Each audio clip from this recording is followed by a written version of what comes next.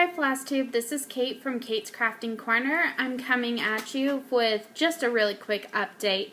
I'm on the back end of a really bad cold, and so I haven't had much stitching in the past 2 weeks. I pretty much went to work, came home, and slept.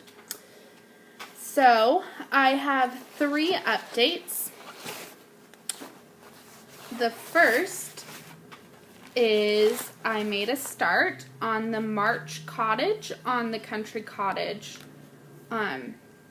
needleworks. Here we go.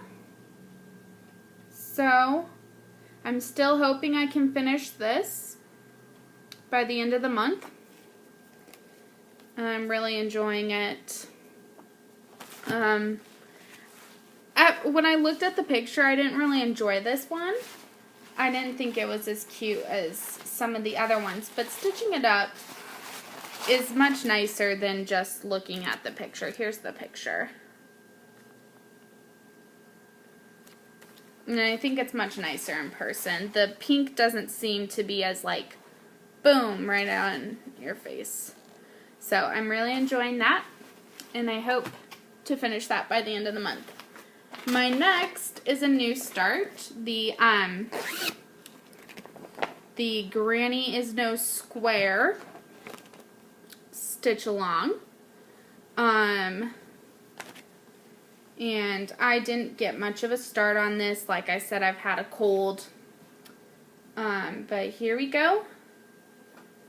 So I didn't end the border at the end of the page, like working on the border at the end of the page, because it's the same border, like the same pattern.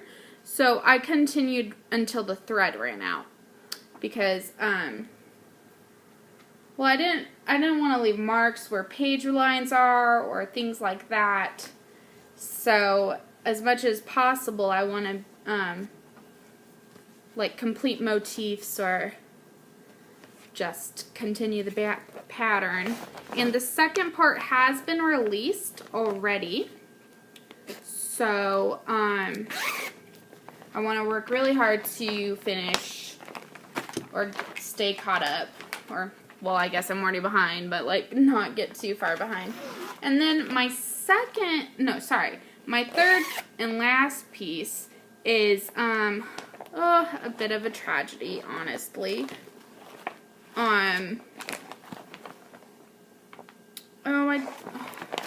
don't even know what I did with it. Well, okay, so let me tell you the story. I started stitching the Hey Sal, and I'd gotten done with just a little bit of the vines and one flower at that corner motif, if you know what I'm talking about. Let me see if I have a picture of the project. And of course I don't, just the pattern itself. Well, okay, just what's highlighted. That's what I've done.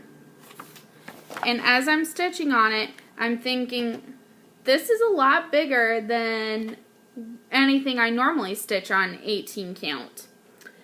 And so I stopped there, and I started to get this feeling that it was actually 14 count fabric and not 18 count. And sure enough, when I stopped and I actually counted out I first measured and counted an inch worth of squares, and then I counted out until I reached the end of the fabric, and sure enough it was 14 count. It wasn't gonna fit, so I contacted Michelle and I like photo documented everything, and her customer service is amazing. She responded right away. She immediately sent it out to be re-dyed. And it was in the mail, so she sent it to be dyed that next day, and then it was in the mail the day after that, or something like that. It was really fast turnaround. And so she did send me 18 count, the true dye, or true color. And so, as soon as I get a chance, I'm going to restart this. It was a bit of a letdown because I was really excited about it and I was making work. But, you know, things happen and, you know, she fixed it. And there's not much more that can be said. Mistakes happen. Everyone's human. And so, I hope to restart that this week or next week. So that's about it for my cross stitching update. I didn't get caught up on any of the styles. Like I said, I basically went to work, came home, and slept for about a week. I've been in a sleep coma. I do have a small crochet update. I got this beautiful yarn in from Little Favorites by Rhea. It's a Facebook group. She makes amazing yarn. Well, I mean, she doesn't make the yarn. She makes the yarn cakes that come in these beautiful colorways and changes. But she has amazing deals, and it ships from Germany, and I'm in her monthly club, but this is called Frostbite. And I started a new crochet along called the Frig Cal. I think week 3 was just released. Part 3 was just released this week. And I'm still on part 1 because, you know, sleep coma affected crochet as well. And so I just have a small little start, but I'm really enjoying this. There's a bunch of different stitches. Like, I've never stitched the verticals ones like that. So I'm really enjoying this. The pattern actually is made for yarn changes and everything, but I'm hoping that this will show beautifully in this colorway. And I have 2 of them, so when I reach the end, I actually have one with the lighter color starting from the middle, so I'll start from there, so it'll come back out to this darker color. And I think it'll be beautiful. I'm really looking forward to this project. On the quilting for the hexagons, I've just been making more of those. I think I'm up to like 72, and my mom has maybe 28, somewhere around there. So we're at like 100 out of 2,000 or so, 2,100, you know. So we're making progress. I definitely hope to make more progress now that I'm starting to feel better. I have a lot of catching up around the house to do, though. So after I post this, I've got like dishes and other things that were just pushed aside as I've been sick. And I am hoping to get in a little bit of stitching time before I go to bed tonight, but it's 7:30, so who knows, I might conk out in an hour or something, I don't know. But, oh, I wanted to talk about my brilliant idea. I don't know, maybe it's not brilliant, but it is to me. So, I've talked previously about the U.S. President's cross stitch from Cloud's Factory and how, if you time it properly, it could be like a countdown to the next election, right? For those who don't like the current president, or you just are a political junkie like me, or, you know, whatever. It could be like a countdown. But also, okay, the school I went to, I transferred in 11th grade. And in their history class progression, U.S. history was split into 2 classes. The 8th graders did up through the end of the Civil War, U.S. history, and then the 9th graders did after the Civil War till present time, I guess you could say. But in the school I was at previously, U.S. history was an 11th grade course, and I transferred in 11th grade. And so I had to take it with the freshmen, but I only took from the, like, after the Civil War ended to the present time. And so I've always kind of felt like my U.S. history was really kind of missing, and that made me sad because I like history. I took AP World History in high school, and I really love history. So what I've decided to do is listen to an audiobook and stitch one president per month up through the election.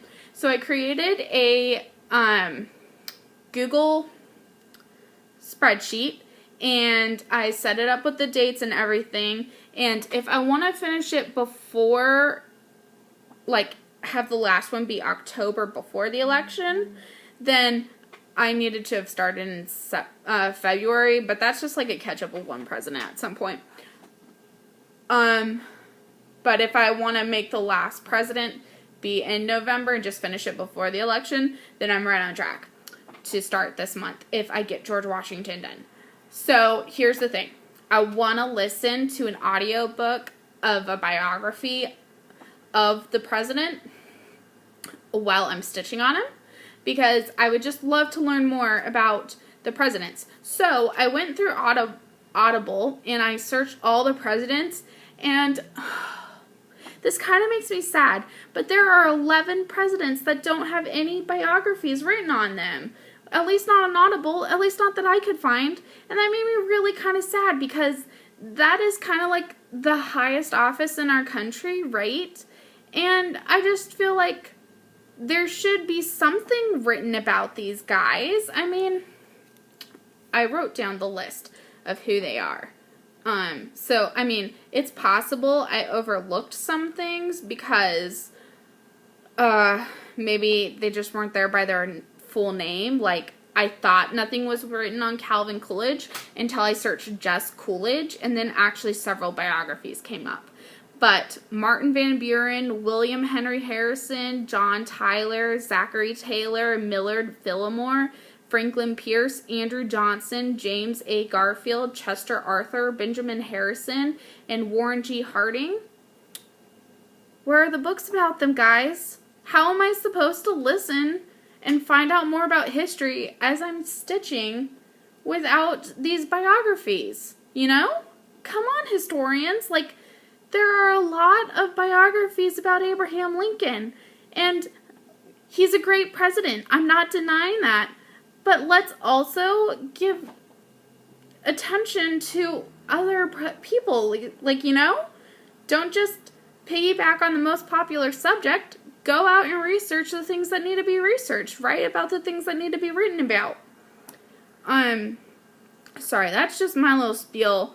Mainly because I wanted to listen to an audiobook and stitch at the same time. Like, you know, kind of, because biographies can be kind of dry, guys. And they're not just something I want to sit down and read. It's not my genre of choice. So this was kind of like killing two birds with one stone for me.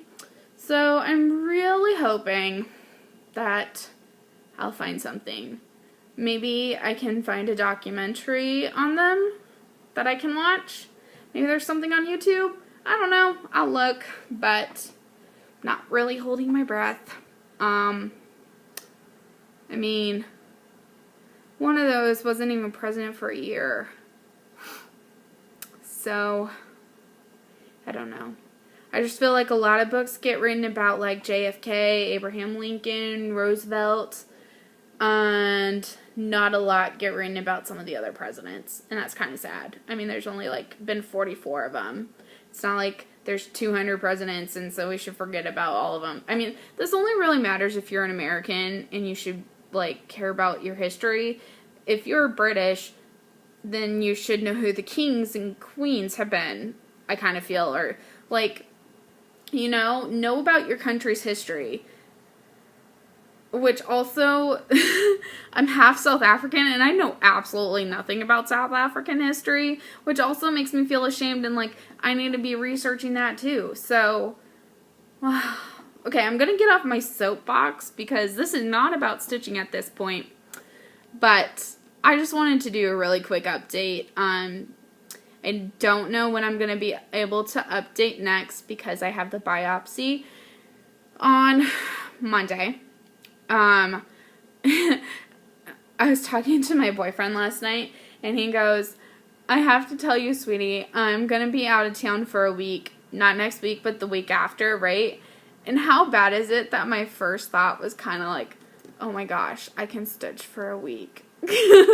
Because I love him to death, but he eats into my stitching time. Like, all of you guys in relationships that get a lot of stitching time in, I don't know how you do it, because he, like, thinks he's neglected if I'm stitching. He'll be like, don't you love me anymore? And I'll be like, yeah, I love you, but I love my cross stitch.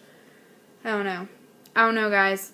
Okay, I'm gonna make a cup of tea, try to get done some things, and hopefully get in a little bit of stitching. I hope you all have a fun, stitchy weekend, and a happy St. Patrick's Day. My office celebrated early today because half the office, like, has off tomorrow, so we had a potluck today, and it was great, and I think I wore the most green in the office, but, you know, whatever. I like green. So, have a great stitching weekend, and I'll talk to you guys later. Bye.